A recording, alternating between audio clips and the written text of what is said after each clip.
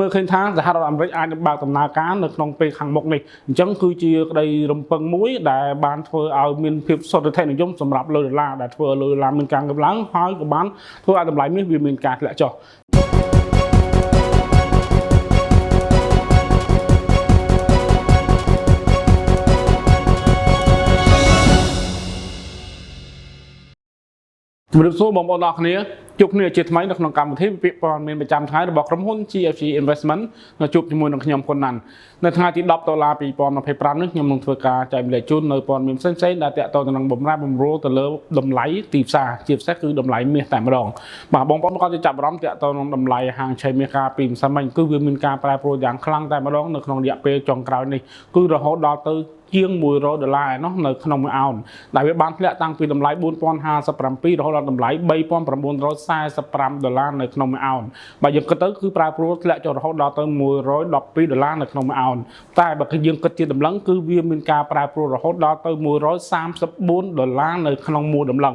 ដែលបានធ្លាក់តាំងពីតម្លៃ$4887រហូតដល់តម្លៃ$4753នៅក្នុងមួយតម្លឹងនេះគឺជាទំហំមួយដែលបានធ្លាក់យ៉ាងខ្លាំងនៅក្នុងរយៈពេលចុងក្រោយនេះបាទតោះឥឡូវយើងមកមើលតាក់ទងទៅនឹងមូលហេតុដែលបានធ្វើឲ្យតម្លៃហាងឆេមាសវាមានការធ្លាក់ខ្លាំងបែបនេះបាទអញ្ចឹងតាក់ទងទៅនឹងមូលហេតុដែលធ្វើឲ្យតម្លៃហាងឆេមាសវាមានការធ្លាក់យ៉ាងខ្លាំងកាលពីម្សិលមិញមានមូលហេតុចំនួន3យ៉ាងដែលបានធ្វើឲ្យតម្លៃហាងឆេមាសវាមានការធ្លាក់យ៉ាងខ្លាំងកាលពីម្សិលមិញដែលមូលហេតុទី1នោះគឺតាក់ទងទៅនឹងការ take profit ការ take profit គឺជាបច្ចេកទេសមួយរបស់អ្នកវិនិយោគទាំងអស់ដែលគេបានធ្វើការចាក់ចេញពីទីផ្សារជាមួយនឹងផលចំណេញធម្មតានៅពេលដែលគេបានទិញតម្លៃមាសនៅក្នុងតម្លៃមួយទៀតនៅពេលដែលវាមានការហក់ឡើងខ្ពស់បែបនេះគឺគេបានកាត់យកផលចំណេញសិនអញ្ចឹងគឺគេធ្វើការចាក់ចេញពីទីផ្សារដែលជាមូលហេតុមួយធ្វើឲ្យតម្លៃនេះវាមានការធ្លាក់ចុះហេតុផលទី2គឺតាក់ទងទៅនឹងក្តីសង្ឃឹមនៅក្នុងការបើកដំណើរការឡើងវិញរបស់រដ្ឋាភិបាលរបស់សហរដ្ឋអាមេរិកបើទោះបីជាមិនទាន់មានតម្រុយឬក៏កំណត់ពេលវេលាច្បាស់លាស់ណាមួយនៅក្នុងការបើកដំណើរការក៏ពិតមែនក៏ប៉ុន្តែតាក់ទងទៅនឹងអ្វីដែលជាសុទ្ធិដ្ឋិនិយមរបស់ពិភពលោកគឺគេមើលឃើញថាសហរដ្ឋអាមេរិកអាចនឹងបើកដំណើរការនៅក្នុងពេលខាងមុខនេះអញ្ចឹងគឺជាក្តីរំពឹងមួយដែលបានធ្វើឲ្យមានភាពសុទ្ធិដ្ឋិនិយមសម្រាប់លើដុល្លារដែលធ្វើឲ្យលើដុល្លារមានការកើនឡើងហើយក៏បានធ្វើឲ្យតម្លៃមាសវាមានការធ្លាក់ចុះចំណែកឯហេតុផលទី3នោះគឺតាក់ទងនឹងដំណោះស្រាយទៅលើបញ្ហាភូមិសាស្ត្រនយោបាយដែលថ្មីនេះតាក់ទងនឹងបញ្ហាភូមិសាស្ត្រនយោបាយនៅមជ្ឈិមបូព៌ាចំនួនរវាងអ៊ីស្រាអែលជាមួយនឹងហាម៉ាស់គឺត្រូវបានដោះស្រាយជាដំណាក់កាលដំបូងតាក់ទងនឹងការសម្រេចបាននៅបទឈប់បាញ់ដែលមានការសម្របសម្រួលពីសហរដ្ឋអាមេរិកអញ្ចឹងតាក់ទងនឹងការសម្របសម្រួលក៏ដូចជាសម្ពាធរបស់សហរដ្ឋអាមេរិកដែលដាក់ទៅខាងក្រុមហាម៉ាស់ក៏ដូចជាអ៊ីស្រាអែលគឺសម្រេចបាននៅបទឈប់បាញ់មួយដែលជាសេចក្តីសាទររបស់ពិភពលោកប៉ុន្តែទោះបីយ៉ាងណាក៏ដោយបទឈប់បាញ់ហាក់បីជានៅផុយស្រួយនៅឡើយដែលភាគីទាំងសងខាងហាក់បីជារក្សានៅកម្លាំងប្រដាប់អាវុធនៅខាងក្រៅខ្នងដើម្បីត្រៀមខ្លួនជានិច្ចអញ្ចឹងហើយដែលគេមើលឃើញថាតាក់ទងនឹងបទឈប់បាញ់នេះគឺហាក់បីជាទទួលបាននៅក្នុងកំឡុងពេលមួយ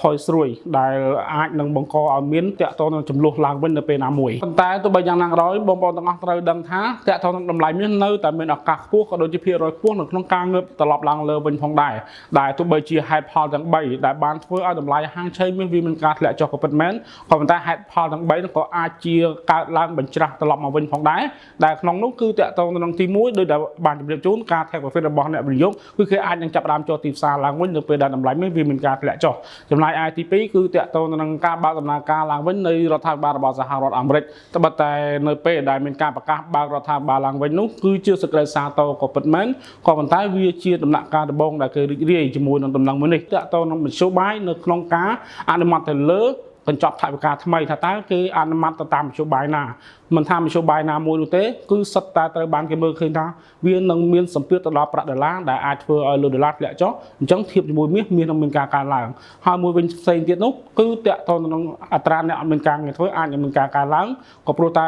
អាចនឹងមានការបិទទៅលើស្ថាប័នមួយចំនួនរបស់រដ្ឋាភិបាលចំណែកឯទី3ទៀតនោះគឺតាក់ទងនឹងភាពផុយស្រួយនៅក្នុងការសម្រេចបាននៅបទជប់បាញ់រវាងអ៊ីស្រាអែលនិងហាម៉ាស់ដោយដែលបានជម្រាបជូនខាងលើគឺវានៅតែស្ថិតក្នុងស្ថានភាពផុយស្រួយនៅឡើយដែលបញ្ហានេះអាចនឹងកើតឡើងក្នុងពេលណាមួយនៅក្នុងពេលខាងមុខអញ្ចឹងទាំងអស់នេះគឺសិតតែជាហេតុផលដែលអាចធ្វើឲ្យតម្លៃមាសវាអាចនឹងមានឱកាសនៅក្នុងការងើបឡើងវិញផងដែរដូច្នេះសម្រាប់ការវិនិយោគរបស់បងប្អូនទាំងអស់គ្នាសូមធ្វើការតាមដានដោយយកចិត្តទុកដាក់បើសិនជាឃើញថាតម្លៃមាសវាមានការធ្លាក់ចុះកាន់តែខ្លាំងនោះហើយគឺជាឱកាសល្អសម្រាប់បងប្អូននៅក្នុងការទិញវាឡើងដើម្បីទទួលបានផលចំណេញអរគុណបងប្អូនទាំងអស់គ្នាដែលបានទស្សនាវីដេអូមួយនេះតាំងពីដើមរហូតដល់ចប់សម្រាប់ព័ត៌មានបន្ថែមក៏ដូចជាចំណេះដឹងផ្សេងៗទាក់ទងនឹងការវិនិយោគលើទីផ្សារមួយនេះសូមកុំភ្លេចចំណាយពេល5នាទីជួបជាមួយនឹងខ្ញុំហ៊ុនណាន់សូមអរគុណសូមជម្រាបលា